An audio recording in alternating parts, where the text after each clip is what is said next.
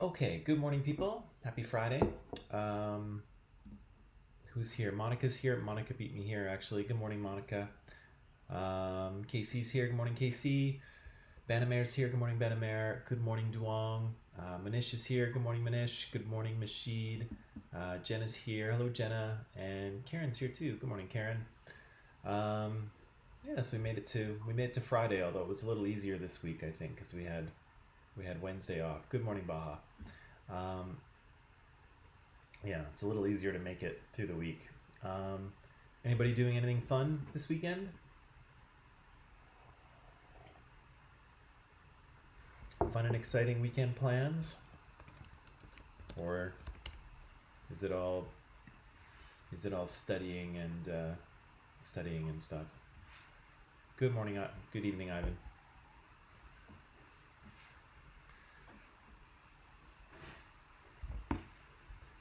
Yeah, fun plans for the weekend. I've got a few, I think. I'm gonna try and get outside a bit because it's gonna be nice. It's gonna be sunny, I think. Sleep in Netflix, says Karen. Okay, that works. Not really. Banamare. If it gets sunny, Baja's going to the river. Okay, that's cool. And Casey's gonna sleep. Aw, you guys need your sleep, hey? I'll do a little extra sleeping too, I think.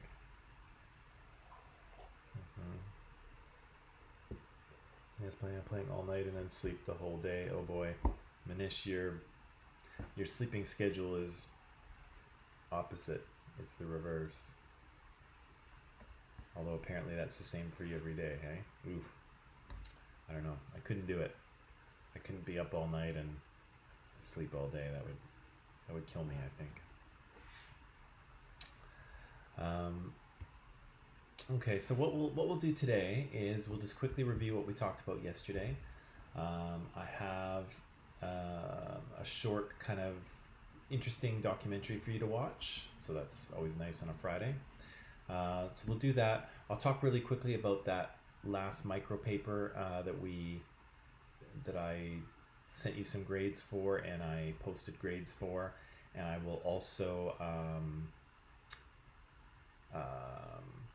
I'll talk a little bit about the next one. I think I'm going to assign the next micro paper to you on Monday. I'm just going to, over the weekend, I'm just going to retool a little bit what I'll ask you to do. So it won't be exactly the same as the one I asked you to do the last time. It'll be a little bit different. But you'll see that on Monday, I think. And I may, considering that I think we're coming into the last, we're past the halfway point, so I think I might give you some class time to work on it next week as well, just to kind of help move it along, because we're in terms of assignments, we're a little behind where I wanted to be, and that's my fault. That's not yours. In terms of content and unit, I think we're right about where I wanted to be, so that's good. It's just the assignments are lagging behind a little bit, so we'll need to pick that up a bit. But again, that's my fault, not yours. And Jimmy's here too. Hello, Jimmy, and hello, Thika. Okay, let's jump into it. Let's get to work. So yesterday we were talking about. Oh, hang on. Hang on. I just need to switch something here. I made a few changes to my slides, and I just didn't drag them back into this thing here. There. Okay, sorry about that. So let's start. Erica's here too. Good morning, Erica. Right, so yesterday we were talking about discourses of sexism in advertising. So discourses are things that are said, okay? So everything that is kind of said, or the ideas that kind of circulate around a topic. And so we were looking just very briefly at advertising, and what I was trying to demonstrate to you is that many of the products that we consume are sold to us through our gender. They are gendered products, right? And as a result, those things tend to serve to separate men and women, to perpetuate the inequality between them, right? So we said that this starts off very early.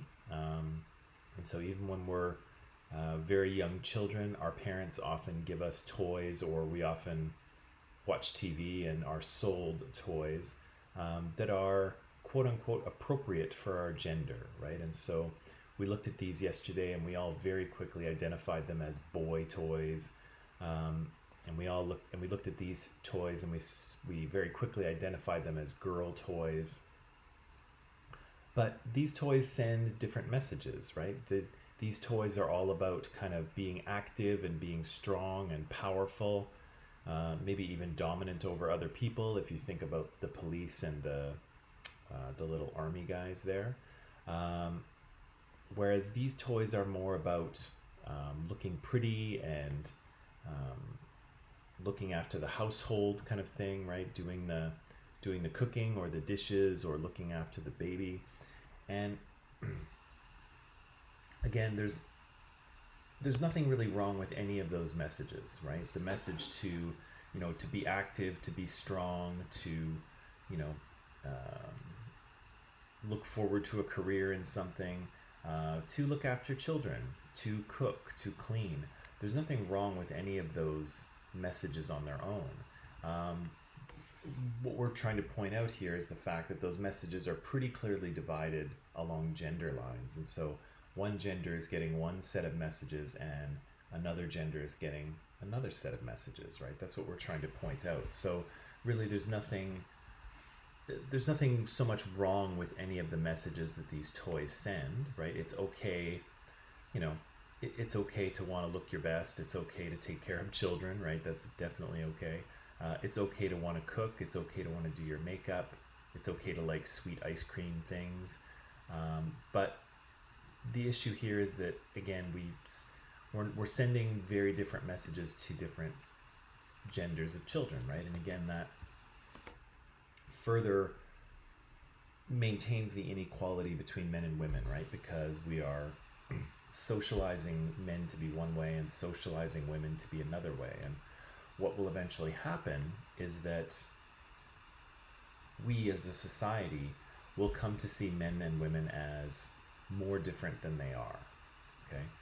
It's the same thing as when we talked about Jane Elliott's experiment with the blue-eyed kids and the brown-eyed kids. The brown-eyed kids came to see themselves as more intelligent, right, as better students. And the blue-eyed kids came to see the brown-eyed kids as more intelligent as well. And then the test scores replicated that, right? So I ask you the question here, when we look at toys like this, if we socialize, if we teach boys to be dominant and powerful and in charge, then who does society look at to be dominant and powerful and in charge? Well, we look at men, right? And women do the same thing because women have been socialized that way as well, to look to men as the powerful, dominant leaders, right? And again, there's nothing to say that men are better leaders than women or that women are better leaders than men. Actually, there probably is data about that, but the thing is that the socialization process creates a certain result, right? Just like when you tell brown-eyed kids that they're smarter and then the test scores go up. When you tell young boys that they can be active and dominant and confident, they wind up being that, right? But when you tell girls to be submissive and subservient and stay in the home, that happens as well, right? And the question is what are the negative outcomes of that, okay? We extended that to food, right? We said that even though all humans can eat all foods, and I have eaten all of these foods, and I like some of these foods, especially that chocolate cake in the top left. It looks really good, actually. You can have cake for breakfast, right? That's okay. There's no rule against cake for breakfast, right? All of these foods can be eaten by any human, of course, but they are stereotypically seen as women's foods, girl foods, right? Whereas these foods are marketed to guys, right? And again, that sort of reinforces a difference in men and women, right? That that men's bodies work differently than women's do, and there is some truth to that as well. But again, it creates an artificial difference between the genders that's not there, right? Women can barbecue just as well as men can. Women can drink scotch, and if men want to, they can drink fruity drinks like this, right? It's okay, but again, society has rules about what should and shouldn't be eaten by whom, right? We said it extends to really all products. We talked about showering. Again, one might think that female hair and male hair are different because they require different shampoos, and of course that's not true. Human hair is human hair, right? But we market these products differently to men and women based on the kind of sensibilities around each gender. And then finally we talked about cigarettes, and again, you won't see a lot of cigarette ads in Canada because they've been made illegal at this point. You're not allowed to advertise for cigarettes, and if you do, you have to tell people how awful they are. So you really don't see ads for cigarettes in Canada anymore, but you used to. Decades ago. You would see lots of signs and magazine ads and things like that, and so both of these I think probably come from a magazine. And we said that even though cigarettes are cigarettes, there's no real difference between these two. They're being marketed in very different ways, right? And so the man here, the idea is that if you smoke these Camel cigarettes, that will make you a tough guy, right? You'll be where a man belongs, right? Outside, leaning on his motorcycle with his leather jacket, looking tough, right? Whereas for women, we don't market it the same way, right? There's lots of talk in this ad about how women are kind of more sophisticated than men, but also lots of talk about slimness, right? Long, slim fingers. The cigarettes themselves are long and slim. It's the whole theory of slimness. And of course, the idea here is that if you smoke, you too will be slim, right? So again, we're marketing these very differently to men than we do to women. And again, the cigarettes are basically the same, right? One cigarette is basically the same as the next. However, men are being encouraged to smoke these Camels. Women are being encouraged to smoke these Virginia Slims, right? And we said that the interesting thing that's happening here is that some brands that are sort of more manly sometimes are smoked by women, yet men will not smoke the cigarettes for women. And what we, I think, came to understand yesterday, or at least I hoped we came to understand, is that had to do with the direction of power. And so the minoritized group, in this case women, they can kind of emulate the dominant group. They can borrow things from the dominant group, and in the process they can look cooler doing it, right? But for dominant group members, it doesn't quite work the same. If they borrow things from the minoritized group, often it doesn't look as cool, okay? And again, I'm not saying that any of this is the way it should be.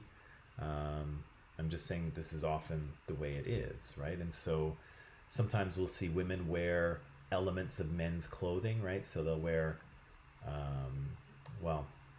pants are for both genders now, but once upon a time, dresses were traditional for women and pants were traditional for men. But of course, women can wear pants, they can wear suit jackets, they can wear full tuxedos, and they look really, really cool doing it, right? But again, men for the most part will not wear dresses. It will not translate, it will not look cool. A little bit about colors in terms of women very commonly wear blue, but men not so often will wear pink. And again, you can look at it with drinking too, and you can definitely see this in the movies and TV, is that female characters who want to look tough, or who the writers want to look tough, they will often drink manly drinks. You know, they'll drink scotch or whiskey, or they'll have a beer right out of the bottle, a very kind of manly thing to do, and that will make them seem stronger. It'll make them seem tough. But again, you don't usually see men order fruity, girly drinks unless it's a joke, unless it's done for kind of comic purposes. So again, you can watch that, and you can see that in media you watch. See if you notice places where minoritized groups like women kind of borrow things from men and kind of manage to look cool doing it. But again, men won't be able to do the same thing. They won't be able to borrow from the world of women and still look cool. Again, I'm not saying that's the way it should be. I'm just saying that's the way it often works. Okay, I wanted to show you this really quickly. This is just a short collection of commercials, okay? Short collection of commercials. They're a little bit old, okay? They're a little bit old, but I want to see if you can try to pay attention. That the commercials come really, really quickly, unfortunately. It would be better if they were a little slower, but they come quickly. And so watch these commercials. It's only a couple minutes. Watch these commercials and see if you can figure out what social messages are being communicated about men or women, okay? So in these ads, we'll see a little bit of what men are like and a little bit of what women are like, okay?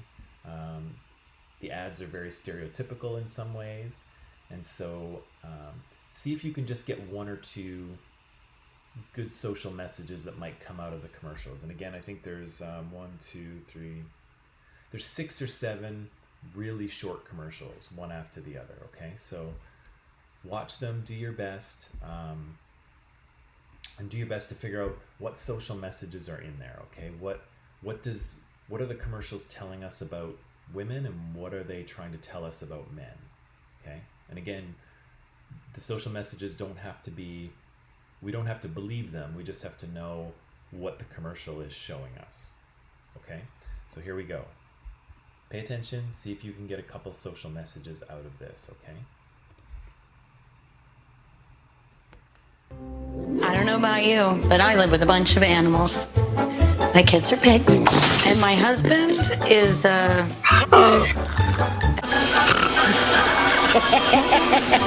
Yes!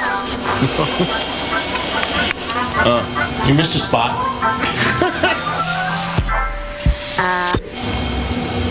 It works. I got that job at the demolition company. What do they do? Dynamite, blasting caps, that sort of thing. Oh, that smells bad.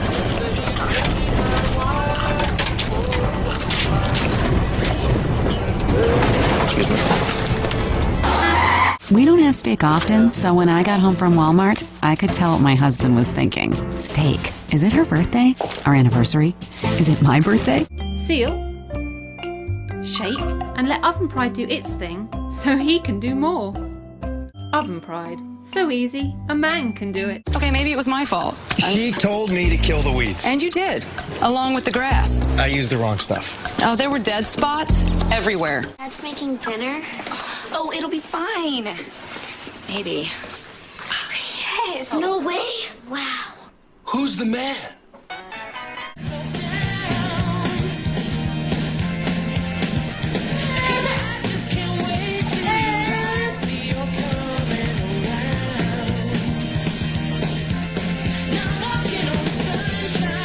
But it's not wasteful, because it won't go off again for another 30 minutes. Unless, of course, you press the boost button. Isn't that typical? One guy working and the rest just standing around.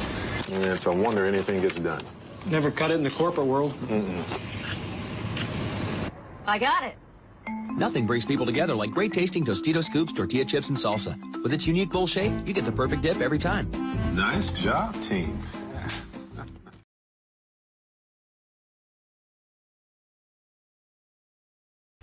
Okay. a number of ridiculous commercials, right? And of course, my question for you is what are these commercials telling us about men and women? What are women like? What are women like? What are men like? Okay.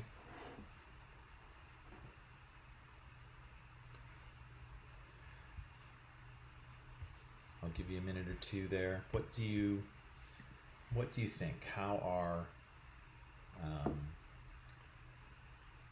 are these commercials showing men to be and showing women to be? So there was some vacuum cleaner ads. There was a popcorn ad.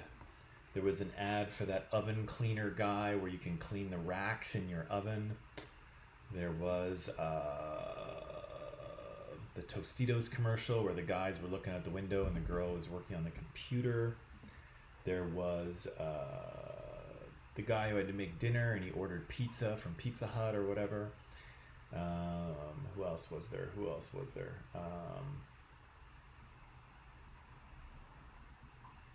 There was a girl who went to Walmart, right? The woman who went to Walmart and she bought steak and she brought it home. Okay, so here we go. Good. This is good. Keep them coming. So Bob says men are irresponsible at home, right? Yeah, we see that in a couple of places. We'll come back to that, Bob, but you're definitely right. We see that in the oven cleaning commercial, in the vacuum commercial, maybe in the pizza ordering commercial. Manish says, men cannot cook or clean or work effectively, while women seem to do all this without saying much. Interesting. Yeah, all of those things are true. Casey, women are the ones who do all the work, says Casey. Okay. Oh yeah, men can't take care of babies. Yeah, so I think that the baby's hungry. The baby's trying to tell the man that he's hungry, and the man doesn't get it, and the kid's just like, ugh, right? Face palm. KC's, yeah, men can't take care of babies. Good. Erica says men tend to forget things and are clumsy. Yes.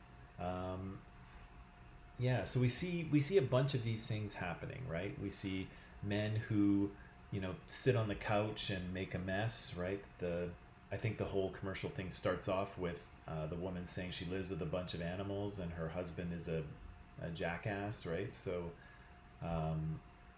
we see men being irresponsible at home. Liz says men are kind of being laughed at in these ads, are they not? Men are kind of the butt of the joke. Men are the thing that is we're pointing the finger at men and we're laughing at them, right? Because again, they're so irresponsible at home, because they can't seem to do these basic things like cook a meal, right? So it's dad's night to cook, remember? And mom and the kids look at each other like, oh God, what's this guy going to do? And then he doesn't cook, he orders pizza, but he seems very proud of the fact that he did it, right? He's like, oh, very impressive, because ordering pizza is quite a challenge, right?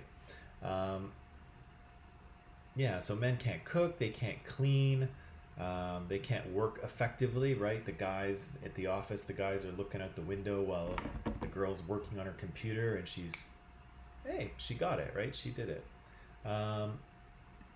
Yeah, so women are the ones who do all the work. So we see women doing all the work in the home, right? She's vacuuming, she's buying the groceries, she's picking up the kids and driving them home from school or soccer or whatever.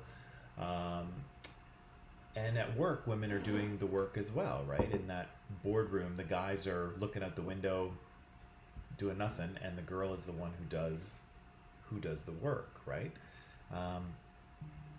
Men are incompetent, right? They can't take care of those little babies. Yeah, men tend to forget things and are clumsy. That one guy, I think it was the popcorn ad, he was supposed to be driving the motorhome, right? He was supposed to be driving the RV, and he forgot And he went back to the kitchen of the RV and started eating with his family until he realized that no one was driving the motorhome, right? That's kind of, not many people are that stupid, right? But again, it's done for humor, right? And the humor is pointed at men. In none of these commercials do the women do anything funny, or they're not the butt of the joke, right? It's always the man. So my next question for you then is, why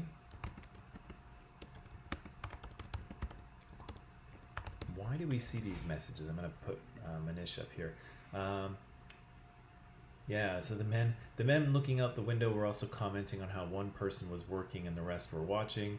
Yes, which was very ironic. Yeah, so that was part of the joke of that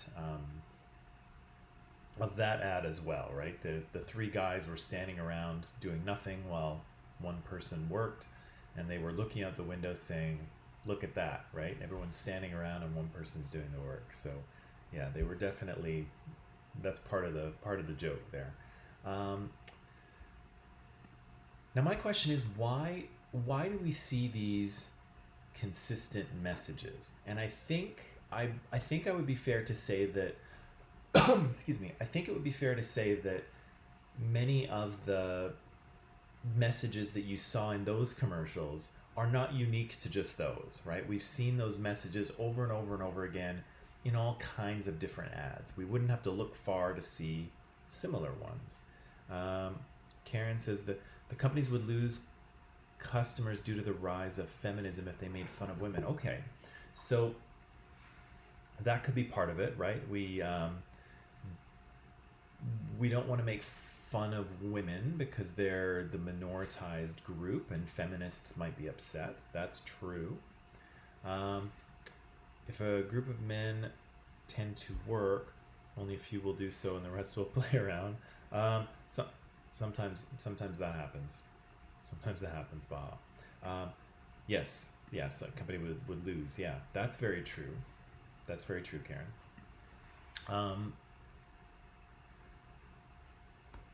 What's kind of interesting to me is that why do men go along with this, right? Because I think it's understandable. How should I ask you this? Let me rephrase what I asked, okay?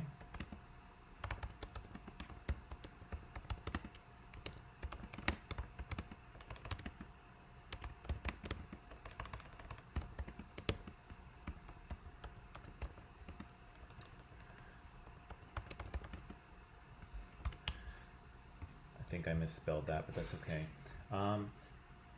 Let's start with the women. Why do these companies want to show women as competent, right? Because they, in all of these ads, the women know what they're doing, right? They know how to do the housework. They're picking up the kids. They're at the office doing the work, and they're doing it without any fuss, right? So the women seem to be really competent, really organized, really mature, right? The women in these commercials are mature adults. So why do companies want to portray women this way, do you think? And I think, Karen, this is still a good answer to this question. So that's okay. The feminist angle is probably still accurate, but there might be a little bit more to that too.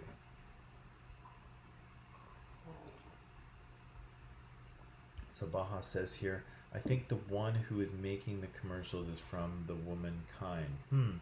It's possible. It's possible. But remember that we live in a male-dominated society, right? Men are the dominant group, and men tend to have control of most things in society. Okay, so it's possible that these commercials are written or produced by women. It's very possible, but I think it's much more likely that it's not, that it's actually men who are producing them. Karen says, women have been oppressed since the beginning of time, so they want to show that they are evolved. Okay, that's good. I'm going to come back to that, I think, Karen. Mashid says, because society is sensitive about the rights of women. Yes, that's true, and I think that's connected to Karen's answer on feminism as well, too. I think those are both connected, right? I want to come back to this one, though, because most of these ads that we saw are for... We saw some ads for household products, right? So we saw a vacuum cleaner ad. We saw some oven cleaning ads. We saw a Glade air freshener ad. And we also saw ads for food, right? So the woman was going to Walmart to get the groceries.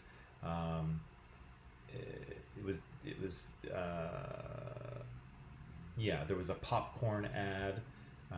Erica says, maybe they want to try and get rid of the difference between men and women to make people more aware. Maybe. Some commercials may be like that. But I guess my question is that who do you think most of these commercials are for? Who do you think the audience is? Right? Because most of those ads are about cleaning products and about, buying food at the grocery store, at the supermarket. And who does those things usually? Not who should do them, but who normally does the housework? Who normally does the cooking and the cleaning? Who normally does the grocery shopping? Is that men or is that women? Who does that work? Usually.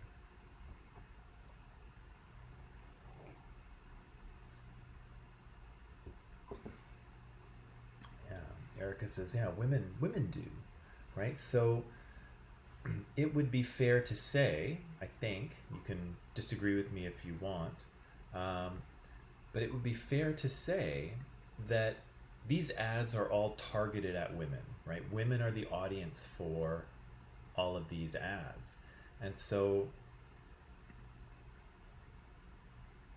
maybe it shouldn't surprise us that women look so good in them, because they're for women, right? If you're trying to sell your laundry soap and you're making a commercial, you don't want the woman in your commercial to look silly or ridiculous or incompetent, right? Because you would be insulting your audience. Your audience are women, right? So you want to make women look good, right? You want to make them look competent and professional and organized and mature and really good at everything they do and stylish at the same time, right?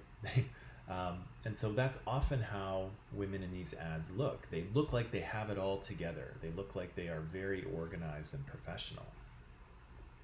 So if the audience for these ads are women, it's probably not surprising that women look really competent. Is it surprising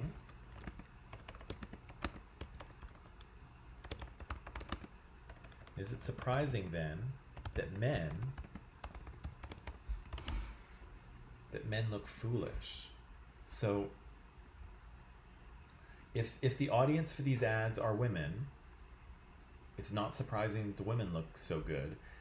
Is it surprising that the men look foolish?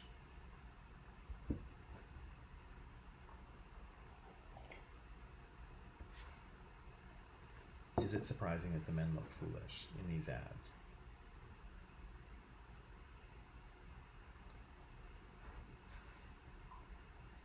Okay, so Karen says kinda.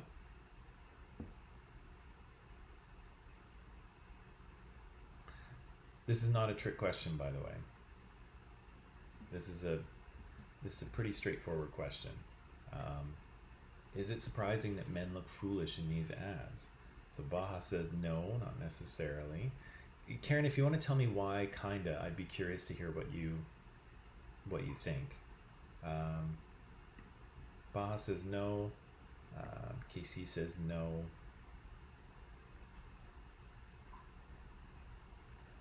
Oh, that you thought they would be kind of equal? Okay. And To be honest, they may be evolving. I don't watch a lot of commercials because I have like Netflix and Amazon Prime, and so I kind of watch most of my stuff that way. I don't actually have regular cable. I don't have regular TV, and so I don't watch any commercials anymore. So it's possible that commercials are kind of evolving and becoming less stereotypical. The ones we watched are a little bit old, and so they probably are getting better. But let me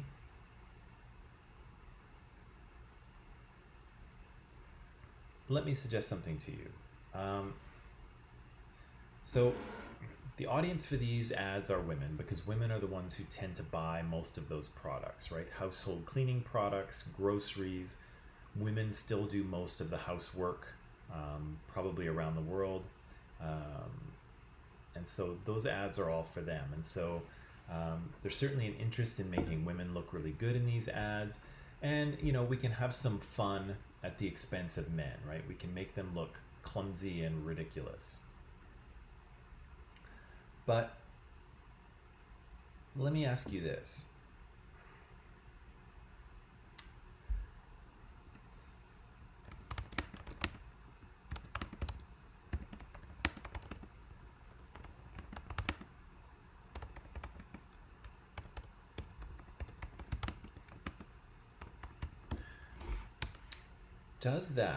Do those ads then, do they let men off the hook for being responsible at home? So are men getting out of work that they don't want to do because of the sort of stereotypical messages that are sent by these ads, right? Because let's face it, guys and girls, nobody wants to do the vacuuming. Nobody wants to clean the oven. Nobody wants to do the laundry. Nobody wants to do that stuff, right? But it has to be done. And so in those ads, yes, they're targeted at women. And yes, women look very competent and organized and mature. Yes, men look foolish and incompetent, and even the baby is like, oh, well, this guy doesn't know anything, right? But does that let men off the hook? Does it allow them to be irresponsible, to not hold up their end at home, and then not suffer any consequences for it? No, it doesn't? Okay. Not really, but it encourages them. I'm curious how it encourages them, Karen. Maybe you can give me just a little more there. Erica says no. No, because I'm kind of wondering if commercials send us the message that, you can't trust men to do housework. They don't know what they're doing. They can't take care of the baby, and they can't figure out how the vacuum works. And, you can ask them to cook dinner, but, that'll just be a disaster. So it's just better if they order pizza and don't cook. The girl who buys the steaks from Walmart, she's watching her husband as she unpacks the steaks, and she thinks he's thinking about, oh, is it our anniversary? Is it her birthday? So the message that, men can't remember that stuff. And so I kind of wonder if these commercials are allowing men to not be responsible, right? Do the ads say, not only women are you, super competent and super mature and you have it all together, but you can't trust guys, right? Guys are going to make a mess of things. They don't know how to clean the house. You can't trust them to cook. I mean, if they order pizza, that'll be the best thing possible. You can't expect them to remember your anniversary. You know how guys are, all of these messages. And I wonder if, again, men are being let off the hook. I wonder if they are getting out of all this housework because these stereotypes portray them as not competent to do any of them.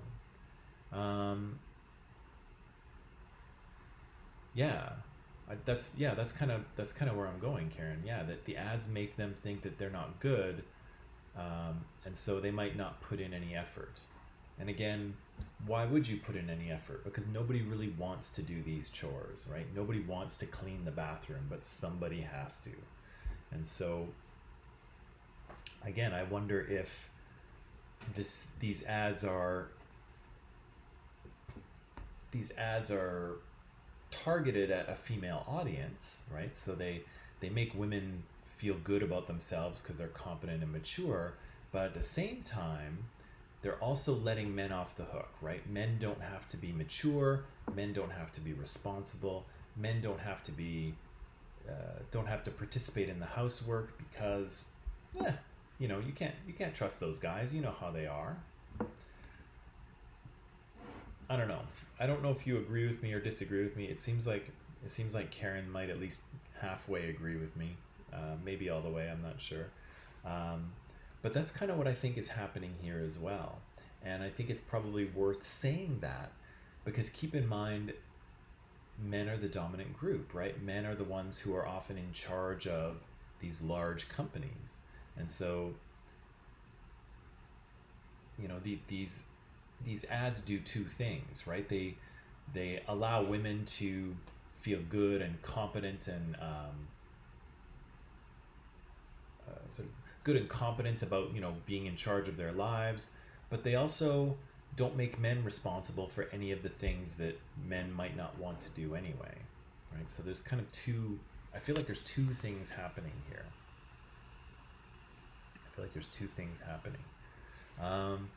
So yeah, I think you're right that the advertising that we saw anyway, and I think if you think about media, there's examples of this in movies and television as well, but advertising often portrays men as clueless, right? They're foolish, they're childish, they're immature, who cannot be trusted to do simple things around the house. And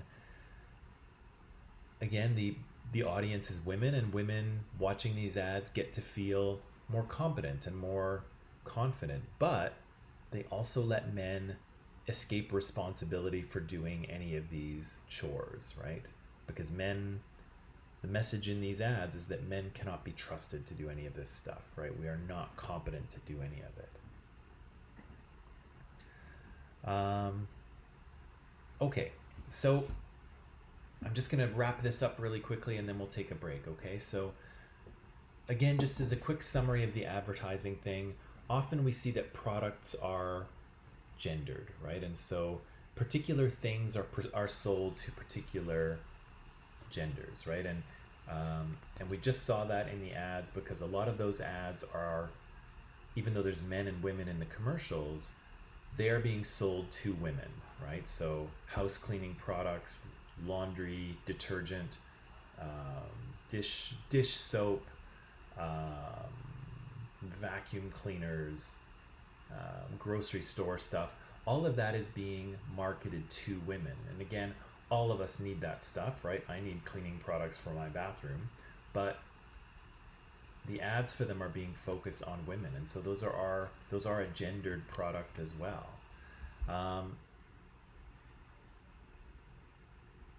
So these products are gendered, and often the men and women in these ads conform to stereotypes, okay? So often we see very traditional things in ads, right? We see a mom and dad and their kids. Very often they are white, although that is changing here in North America, but traditionally they've been white. We see a very typical family living in a very typical middle-class household, doing very typical things. Sorry, this is going to be loud for a second.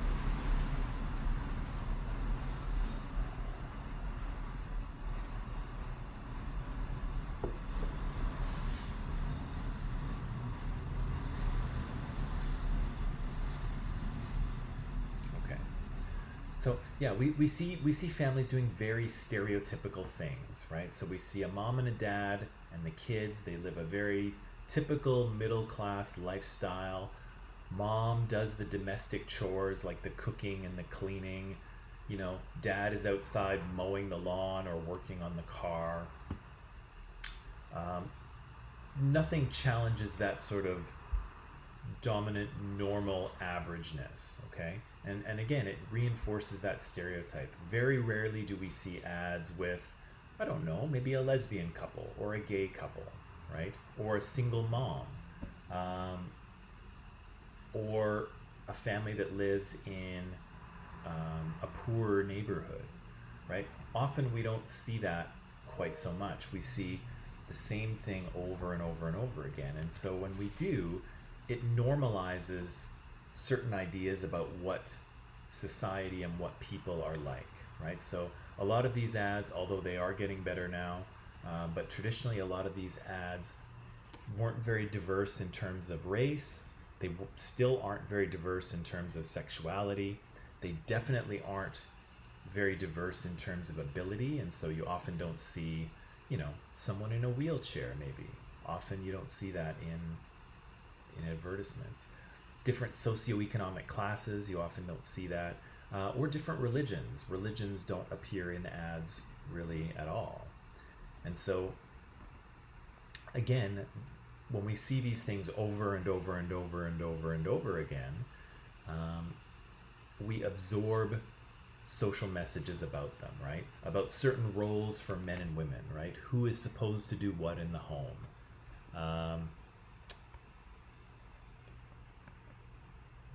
And we're also kind of socialized about likes and dislikes, right? So what women are supposed to be like, what they are, what kinds of products they like, and what kind of products men like and what they're supposed to be like.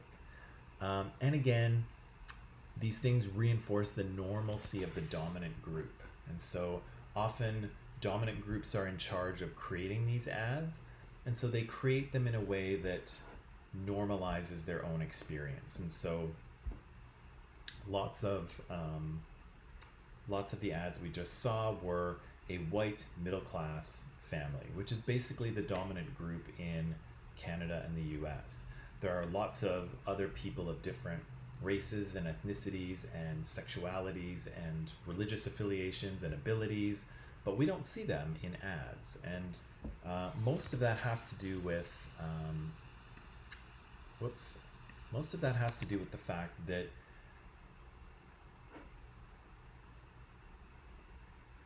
the basic idea is that people trying to sell you things don't want to distract you from the product, right? And so if someone makes a commercial and they're trying to sell you this pen, they don't want to distract from the pen, right? And so if they show you a family, they're going to show you the most stereotypical, normal, unimpressive family you've ever seen, right? Because that way, in the first second you watch that commercial, you know what's going on. You see them, you're like, oh, typical family. And then you can focus on the marker, right? Or whatever they're trying to sell you. If they try to do different things in the background, if it happens that, oh, it's actually a gay couple and their adopted child, suddenly the audience isn't paying attention to this anymore. They're paying attention to the gay couple and their child, and they're thinking, oh, that's interesting. You don't see that very often in an ad. And then people start talking about how different that is, and they're not talking about the thing that the person's trying to sell you, right? So again, sometimes these advertisements are not very diverse and they're very stereotypical, but often the reason is that they don't want to distract you from the thing they're trying to sell, right? And if they were more inclusive, it might distract from the product. Although again, that's changing as well, because again, people are demanding more diversity. They're demanding more representation in really all forms of media. And so again, that's evolving, that's changing, but traditionally that's kind of the way it was, at least here in Canada and the US. Whew, okay. that's a good place to stop. We did a really good job with that. Why don't we take a quick 10-minute break, come back, and then I'll talk about the video that I would like us to watch. Okay, so go stretch your legs. I'll see you back here very shortly, and we'll talk about the video, okay?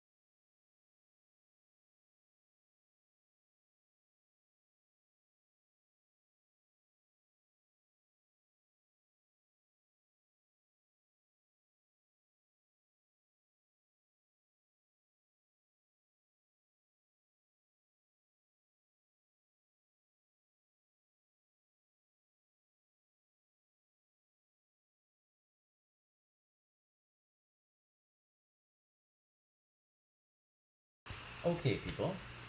So we just finished talking about advertising, right? And how through advertising, but through many other ways as well, we are socialized to be one gender or another. And so what I said a couple days ago, is that, when we're born, the doctor looks at our little bodies and says, it's a boy or it's a girl.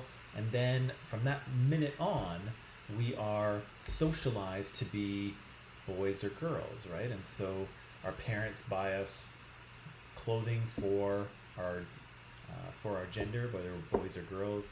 They buy us toys that are appropriate for boys and girls. Sometimes they put us in activities or sports or things that are appropriate for boys or girls. And again, sometimes there's overlap, right? Sometimes boys and girls can do the same thing, but sometimes there isn't, right? And so we continue on this path of socialization, and our families, our societies, our schools, and the media around us all transmit messages to us about what our gender is and what it means. And so what does it mean to be a man? What does it mean to be a woman? How should women be? How should men be? The perfect man, the perfect woman. All of these ideas are kind of swirling around us, and there's pressure for us to conform to them, right? There's pressure for us to follow the rules of our gender, right? To follow our gender script, as people might say. And again, just like the Seinfeld episodes that we saw back when we were talking about socialization, when people violate social rules, there are consequences, right? And so, I know we're not in school now, but if we were in school now, and I decided on Monday that I was going to come to work in a dress, there's nothing wrong with that, right? The world will not end if I come to work in a dress, but there will be some consequences, right? People on the SkyTrain will look at me very strangely, right? People may make rude comments to me. When I get to work, people may wonder why I'm wearing a dress, and some people might not want to talk to me, or some people might think that I'm crazy. Students might be very uncomfortable around me. And so even just breaking that one little rule in terms of wearing a dress, there would be lots of consequences for me, right? There would be lots of people who were immediately not sure how to interact with me anymore, right? Even though they might have known me for quite some time, they might kind of know who I am and what I'm like, but if I violate one of those social rules, if I break a gender rule, it will confuse people, it will make them uncomfortable, and there will be social consequences for me, right? Decades ago, if I wore a dress to school, I'd probably be fired right away, right? Now I'm not sure. I don't think I would be fired, but actually I have no idea what would happen. I have no idea what would happen, but there would be some consequences, right? It would be, something would happen. And so that's kind of where I want to go today. I want to I want to watch a short documentary about people for whom they don't fit into those two genders of men and women, okay? And so remember a couple days ago, remember what we talked about, the idea of an individual's sex, their sex assigned at birth, has to do with their biology, right? Their physical body and their genetic coding, whether they have two X's or an X and a Y. And again, I said that not everybody perfectly falls into the category of male or female. There's actually a surprising number of people who are partway in between these two things. But for the most part, we have males and we have females, and their sex designation is a biological determination. But again, we said gender is different, right? Gender has to do with identity. It has to do with how people feel inside, and it has to do with the way that people go about living their lives, right? And so gender is a cultural construction, and most of most of the way that men and women behave in society is cultural, okay? So are there biological differences between men and women? There absolutely are, right? If you've ever been around or if you've ever seen, if you are aware of the fact that women can give birth to babies and men cannot, you know that women and men are biologically different in some ways. But most of the ways that we interact in society, the things that we like, the way that we approach situations, most of those things are not necessarily biological. They are cultural. We have socialized ourselves to behave this way. Right, and so we said that even though there's mostly two sexes, there actually are more than two genders. But depending on the society you live in, you might have two genders or three or more. And so we said that we have these words, these terms that we use to describe people who are cisgender, so their gender identity and their sex assigned at birth is the same.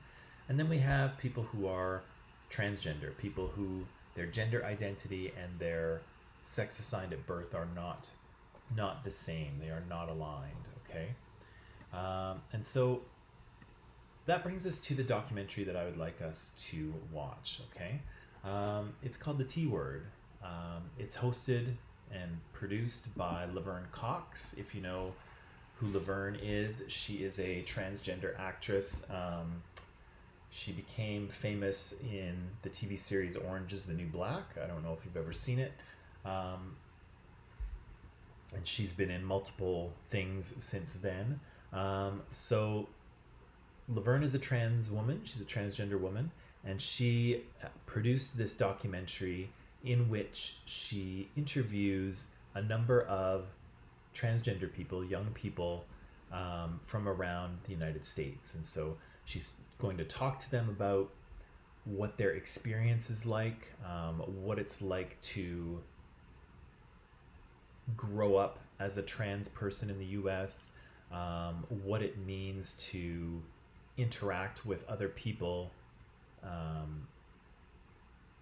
as a transgender person in a society that doesn't entirely accept transgender people and really might not be ready to create more genders than they actually have. And so it's a very interesting documentary, and again, it allows trans people to speak for themselves, right? And again, one of the difficulties about this course is that, you know, we have to try and get the voices of minoritized people into the course. And again, I'm not sure I did a really good job with that when we talked about racism, but here's an opportunity to hear about a minoritized group's experience from that minoritized group, okay? So what we'll do is I'm going to, just give me a second here, I'm going to put all of this into Microsoft Teams, okay? So I'm going to put the title of the documentary, which is The T Word.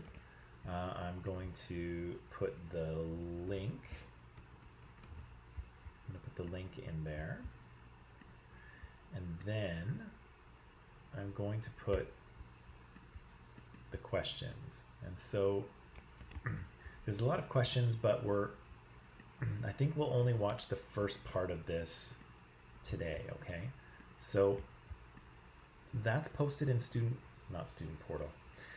That's posted in Microsoft Teams right now. And so what I'd like you to do is go to Microsoft Teams and click on the link and just watch the first 20 minutes of this, okay? It's about, the documentary is about 45 minutes long. Obviously, we don't have time to watch the whole thing today, but watch the first 20 minutes and answer the questions as best you can, okay? And so we'll probably get through the first few questions today, I think, maybe. But let's go and watch the first 20 minutes of this documentary. Try to answer the questions that apply as best you can, and then we'll come back here. We'll come back here at 9:40. Come back here at 9:40, and then we'll try to talk about some of the answers and some of the things that we have, some of the things that we've seen. Okay, so go to Microsoft Teams, click on the link, watch the first 20 minutes, and then answer whatever questions you can in that 20 minutes. Okay, so I'll see you back here at 9:40. Good luck.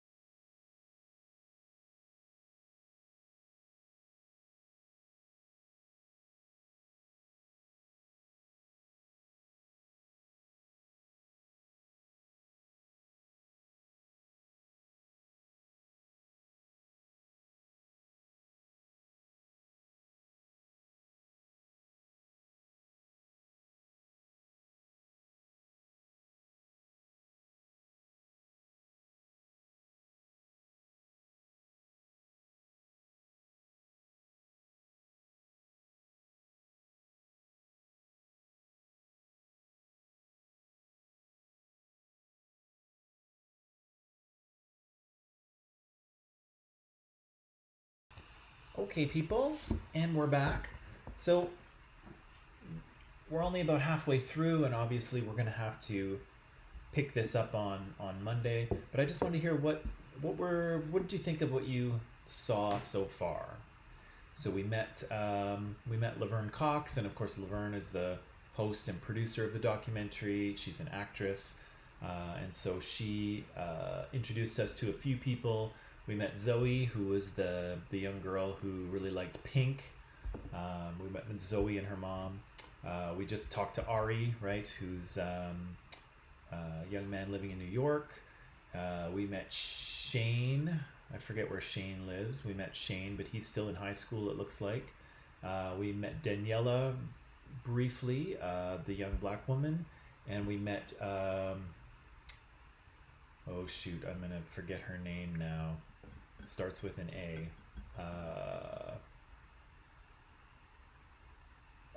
I can't remember.